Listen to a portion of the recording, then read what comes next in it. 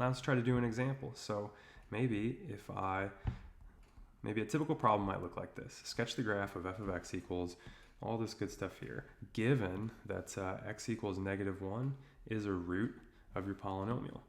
So what that information is going to do, this is going to help us factor. So this helps us factor. Yeah, so maybe, yeah, I'll say that now. But if I want to be consistent with how I'm telling you to graph polynomials, maybe we'll start with the end behavior first, right? I think I called that number 1 at the very beginning. So for the end behavior, what are we looking at? We're looking at just what is the leading term. And it's 2x cubed. And I see that's positive, and I see this is odd. So if I think about my leading term test, if I look at that table again, if it's positive and it's odd, then that looks like this one over here. So we'll down on the left and up on the right. So we're going to say it looks like, oops, down on the left and up on the right. So we'll keep track of that. All right, now what I'll do is get into the highlighted part. So that information that x equals -1 is a root of the function is going to help us factor this thing in order to find what the x-intercepts actually are. So 2, for the x-intercepts, we need to factor.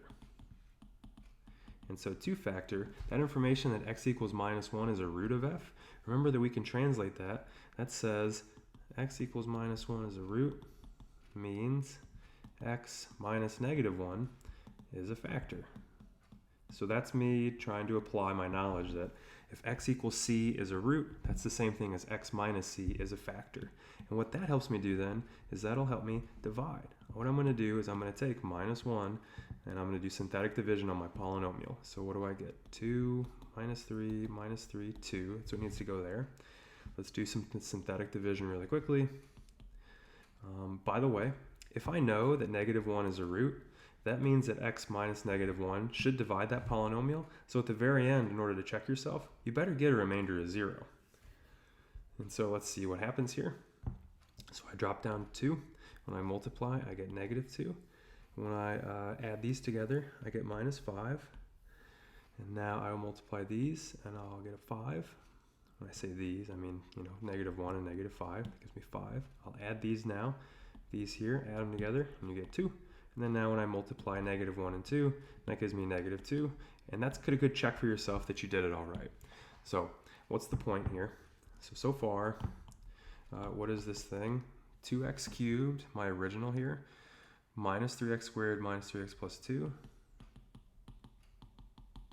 What that's equal to now, what we divided by was x plus 1, right? That's this guy here. That's what this corresponds to. And what do I have when I actually, what's the quotient? The quotient's right here. That's 2x squared minus 5x plus 2. And then remember, plus 0 at the end, so I don't really need to write it. So what did that do? That division, again, helped me factor a little bit. Now, you might divide maybe again, like maybe given more information, we need to divide some more. But what I'm hoping is, once we get here, that's a quadratic. That's something we've practiced a whole lot of factoring on. And so maybe we'll just try to see if we can factor that thing. So can factor this. Or maybe I'll dare to say, know how to factor this. And that should make you excited. This is something, again, we've talked about pretty extensively in this class, probably in Algebra 2, all that good stuff.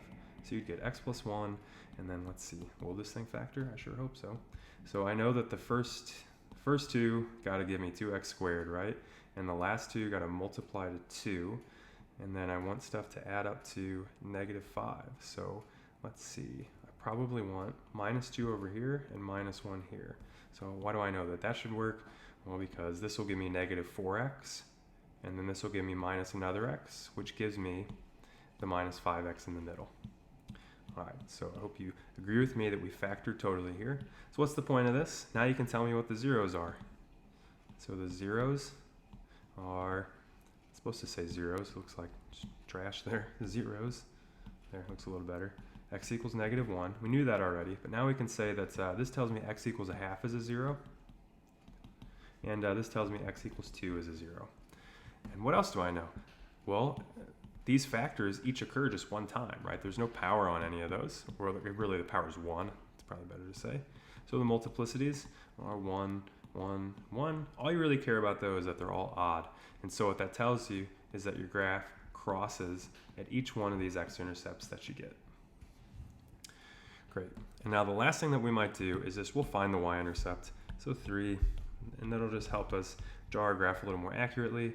If here's your polynomial, to find the y-intercept, remember, you're just going to plug in 0 for every x that you see, and you should just get 2. In other words, you should just get the piece at the very end when you plug in x equals 0.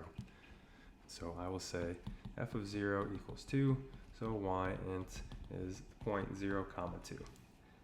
Now what we'll try to do is put all this information together from steps 1, 2, and 3 to get an idea of what the graph looks like.